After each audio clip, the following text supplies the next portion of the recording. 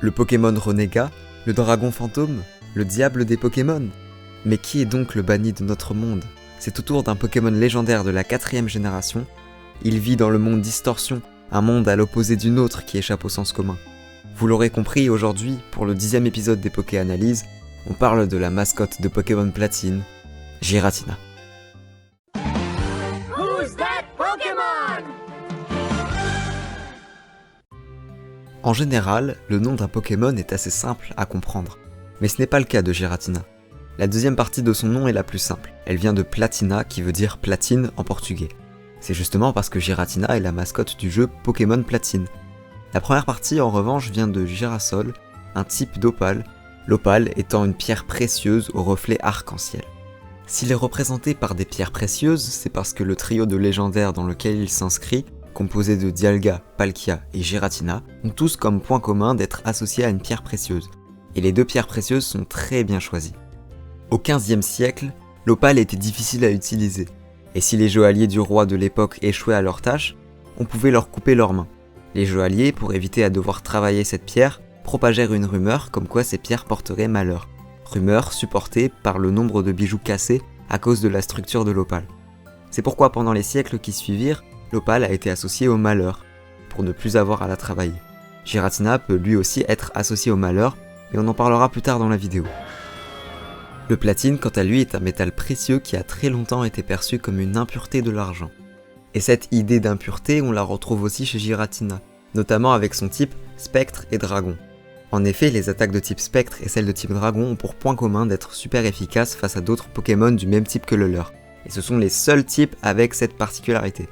Bien sûr, ce n'est pas l'unique raison pour un tel type. Justement, quelles sont ces autres raisons? Pour le type Spectre, l'une des raisons est dite dans Pokémon Diamant. Un Pokémon censé vivre dans un monde à l'opposé du nôtre, il apparaît dans un cimetière ancien. Les cimetières sont assez souvent les lieux hantés dans les histoires paranormales, en raison de la forte présence de morts. On peut aussi noter que Giratina est particulièrement violent, chose assez courante chez les fantômes, même si cette caractéristique est plus souvent associée aux Pokémon Ténèbres. Cette agressivité est soulignée dans de nombreux jeux comme dans Pokémon Platine. Sa grande violence lui a valu d'être banni, il observe les hommes en silence depuis le monde Distorsion. Aussi, Giratina est capable de traverser la matière tel un fantôme, et il vit dans l'ombre comme beaucoup de spectres. Enfin, Giratina est de type spectre pour respecter l'harmonie de son trio. En effet, le trio formé par Dialga, Palkia et Giratina correspond au trio de la matière avec Dialga et Palkia, qui à eux deux répandent la matière, tandis que Giratina répand l'antimatière. En plus de partager tous les trois le type dragon, leur autre type correspond à l'un des trois états principaux de la matière. Dialga a le type acier pour l'état solide, Palkia a le type eau pour l'état liquide, et Giratina a le type spectre pour l'état gazeux.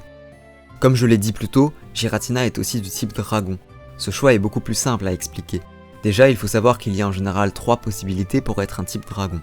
La première, ressembler à un dragon, la deuxième, être un dinosaure très puissant, et la troisième, être une créature avec une grande force magique et souvent destructrice. Dans le cas de Giratina, c'est surtout cette troisième raison qui est la bonne. Giratina, d'après Pokémon Ranger Sillage de Lumière, crée des sphères de sentiments négatifs et des tornades de ténèbres. On peut aussi voir une vague ressemblance entre ce Pokémon et certains dinosaures, puisque Giratina possède une queue, ainsi qu'un cou relativement long, mais impossible de déterminer une inspiration précise. Une autre raison pour son type dragon serait en lien avec une de ses inspirations, les 1000 pattes. Si on regarde Giratina, on se dit qu'il ne possède que 6 pattes, mais en réalité on peut le voir de façon à en compter beaucoup plus. Giratina pourrait donc tirer son type du 1000 pattes dragon rose. On peut remarquer la couleur noire et rouge-rose en commun avec Giratina. D'autres 1000 pattes ressemblent encore plus à Giratina, comme par exemple le Scolopendra Eros, particulièrement dangereux puisqu'il peut provoquer des maux de tête, nausées et même des crises cardiaques. Puisque la 4ème génération d'où vient Giratina se déroule en Sinnoh, inspirée de l'île de Hokkaido au Japon, peut-être que l'une des inspirations est le yokai Omukade. Et puisque les yokai sont des esprits, ça renforcerait le choix du type spectre pour Giratina. Une raison en plus pour son teint gris vient du platine qui est justement gris. En plus de ça, Giratina possède une autre forme. Là où la forme que vous voyez à l'écran est appelée forme alternative bien que c'est la forme classique du Pokémon, sa seconde forme est nommée forme originelle.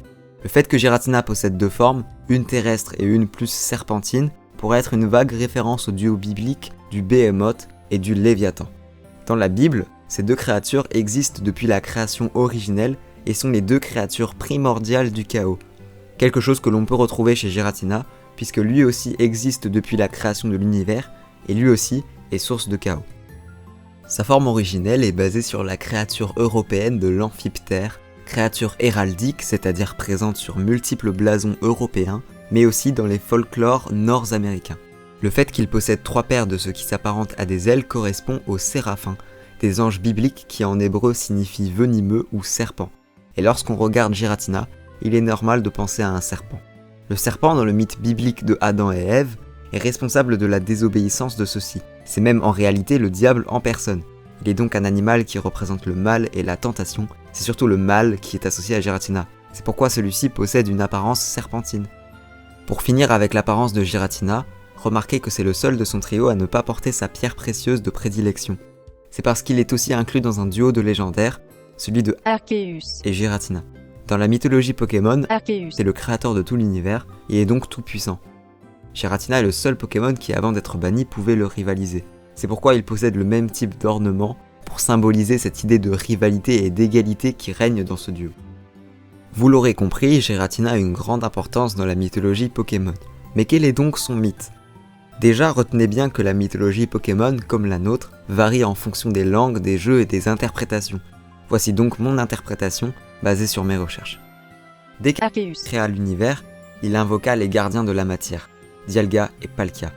L'un protège le temps, l'autre l'espace. L'origine de Giratina est bien expliquée dans Pokémon Legends. Arceus Voici une ancienne expression transmise à travers Isui.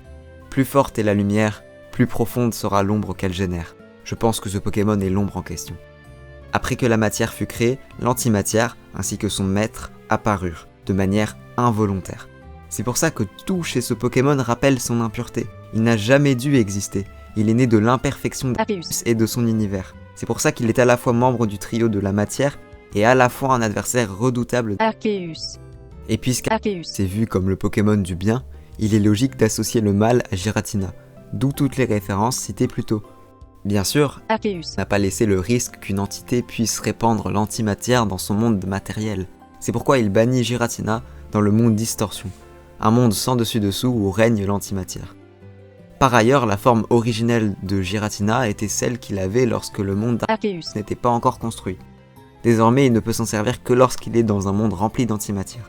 Il est donc forcé à utiliser une forme moins offensive lorsqu'il visite le monde d'Arceus. En conclusion, Giratina est un Pokémon essentiel dans la mythologie Pokémon.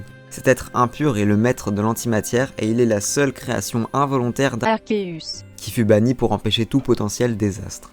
Ce bannissement lui a donné 2 formes, celle qu'il avait et qu'il peut désormais utiliser seulement dans son monde, et celle qu'il utilise dans le monde d'Arceus. Cette mascotte de Pokémon Platine est le plus proche de ce qu'on peut appeler dans nos cultures le diable, puisqu'il est l'opposé d'Arceus et qu'il possède une grande puissance qu'il utilise pour apporter le malheur. C'est tout pour aujourd'hui, et c'est tout pour ce légendaire aux multiples origines. J'espère que la vidéo vous a plu. En attendant, n'oubliez pas de liker, commenter, partager et de vous abonner. C'était Tony Zexé. Ciao.